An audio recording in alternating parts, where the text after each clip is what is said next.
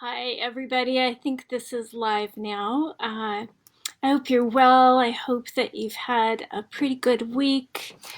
And maybe you're just coming down off the week, and maybe you've had some victories this week. Victories like even these victories that are so important, like if we made a mistake with our child or our partner, we made repair. We said we're sorry.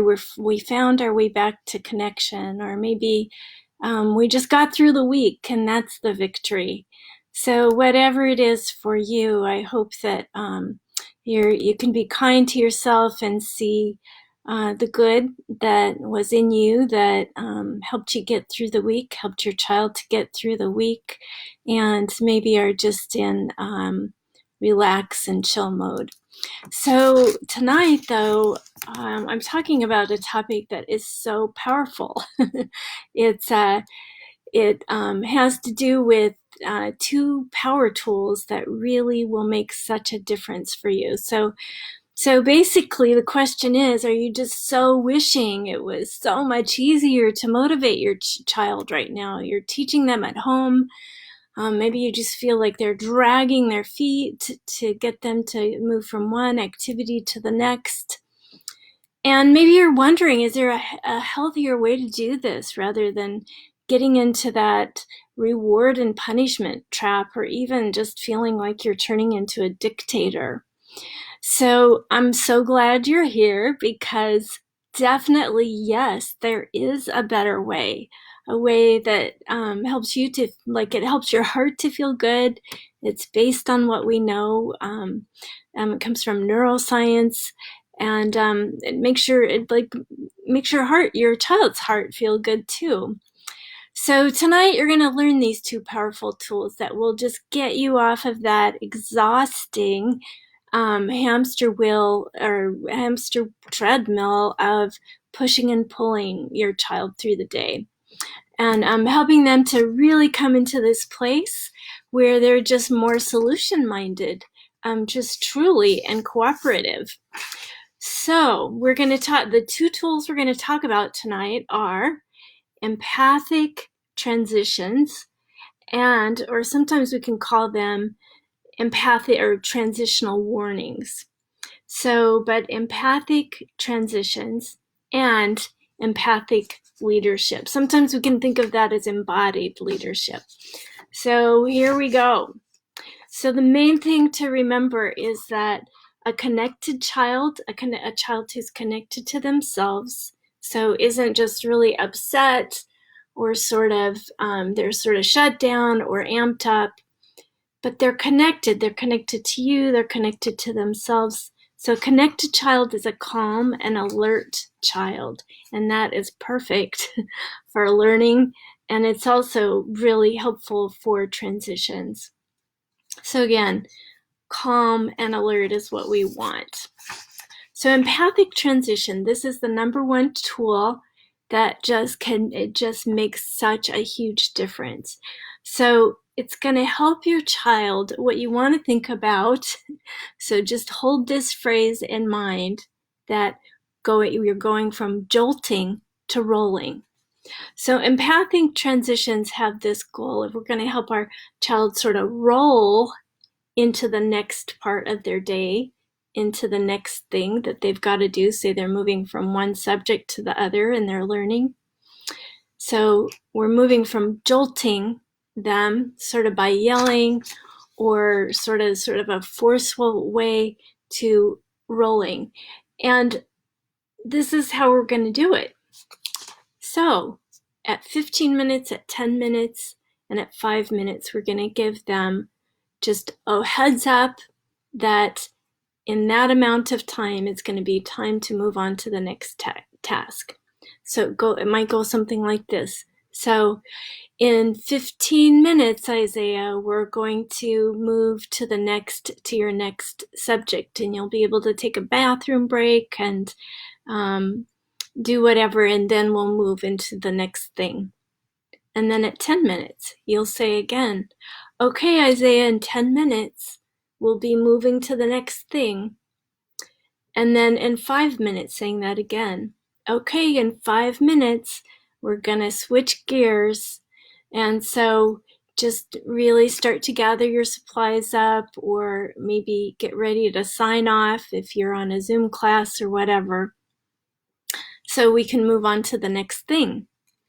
So see how that is helping a child sort of, you're priming them for getting ready for the next thing, versus right when it's time to switch gears, we're yelling at them or telling them it needs to happen, or there's just more of this forceful way that's kind of jolting for kids, and especially for really sensitive kids.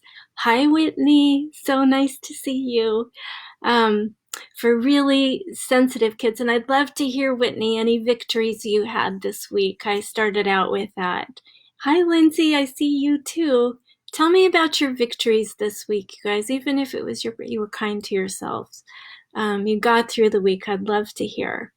So anyway, so those are those three, so 15, 10, 5-minute warnings that really help them to stay connected in here versus sort of being jolted into the next thing, because that, again, that keeps them calm and alert. And calm, alert kids move into the next part of the day much easier. So hi, Pam, I see you. So good to see you. Okay, so some other things that you can do with those transitions are just touch. A touch on the shoulder. So that wakes a child up through connection, right? It gets their attention rather than jolting them with yelling or that kind of thing. So a touch, maybe getting down at their eye level and saying something like, I see you're really concentrating, or I see you're really involved in this thing, and just know in 10 minutes we got to move to the next thing. So we're using connection with them. We're using our relationship with them as our point of influence again, versus that carrot and stick parenting, which is orienting them out here by, we're either rewarding them because they did the good thing or punishing them because they did the bad thing. But instead, we're in this place where we're using our connection with them to influence them, and hopefully to keep their nervous system regulated, because kids with regulated nervous systems learn better. They transition better. Okay, so let's see. I'm going to just pause here and just see. All right, Lindsay says, we made it through 3 weeks of online training. It's getting better. Hayden is missing a lot of school, but you did it, Lindsay. Yay, yay. So, and you're learning. So, woohoo! Good. Yeah, congratulations. Those are big victories. This is not easy stuff, so yay. Okay, so the second tool we're going to go into that is fun, and it helps kids to get more embodied, so that we're not sort of pulling and pushing them through the day. We're getting them to this place. We're helping them to get embodied in themselves, so that suddenly their schoolwork starts to feel more meaningful, or they start to have a feeling of leadership in themselves. And so this is how you can do this. I think this is just really fun stuff. It empowers you and your children. So you give them a chance to practice being in charge. So having some control, making some choices. So like in ways that are appropriate for their age level. So because just remembering that kids need lots of practice making choices to become good at making choices. They need lots of practice at being a leader in their own lives to go into their teen years and into adult years really feeling like, I know I'm strong in me. I know what I want. This matters to me more than trying to get the approval of someone out here, like a peer or a friend in the teenage years. If I'm connected in here, I'm safer and stronger in my life. So the way to do this are, so some examples for giving them chances to practice being in charge. So we could call this, who is the COO of the afternoon or the morning? And the COO is the Chief Operating Officer. So in a business, that's the person who's just making sure it all works. Like all the wheels are spinning and lubricated and everything's going smoothly. So the way that they could be the chief operating officer is at lunch or dinner. They're the one who lights the candle. They're the ones who maybe choose a special thing to read that they think is positive. Maybe it's a poem, or maybe they found something that is good news online that they want to share to uplift everybody. Maybe they're the one who brings the main dish out to the table to eat, even if it's pizza, whatever it is, but they're the one who serves it. So, and maybe they have a special apron on or something, but something where they're practicing, they get to practice being the one in charge. So see how they get to get that experience of, it feels good to be in charge. And when they do that, they start thinking like a leader more. They get practice at that. So other things that where they could be the COO, the Chief Operating Officer of the afternoon, would be they could be the one who's keeping the timer for when it's time to start some kind of a lesson that they're doing for school, or something, some kind of activity, and they're the ones who, when it rings, they let everybody know, okay, it's time to move on to the next thing. Maybe they're the one who makes sure that everybody has paper or pencils or something like that. Whatever it would be, that sort of, they're really helping everything run smoothly. But they've got a title, their role is important, and again, they get to practice leadership. So that also teaches them empathic leadership, which is really important. So when we're having empathic leadership, we're thinking about other people's needs, right? We're coming from a place of service. So again, all those different practice things help them to do that, so that it's not about, I'm the boss and I've got the power and you do what I tell you to do. It's like, no, I'm going to help by being of service. So it's just, but again, they're embodied, they're awake to helping. So when they get practice at doing that, they wake up a little bit to the other parts of their day.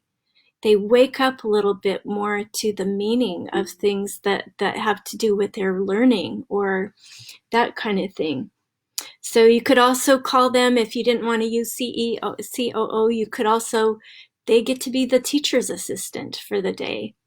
Or maybe they get to be mom's chief operating officer or dad's helper for the day. Something like that, but just having a regular way that they do this so that they're getting embodied, they're getting that sense of what it feels like to lead.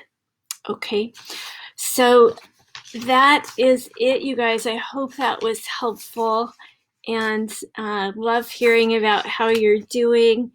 And just want to put a plug in that tomorrow night I'm going to be doing another Facebook Live that is awesome. It's about how to do family circle time to really help kids connect to their feelings, their emotional life, which helps everything.